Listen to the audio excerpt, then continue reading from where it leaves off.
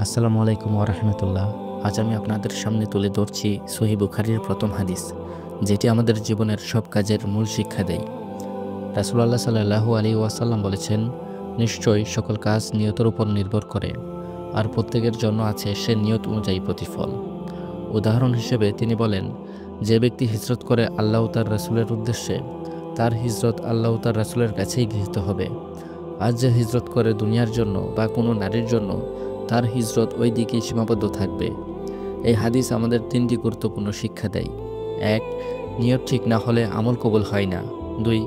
আল্লাহ আমাদের বাহ্যিক কাজ নয়, অন্তরের উদ্দেশ্য দেখেন। ৩.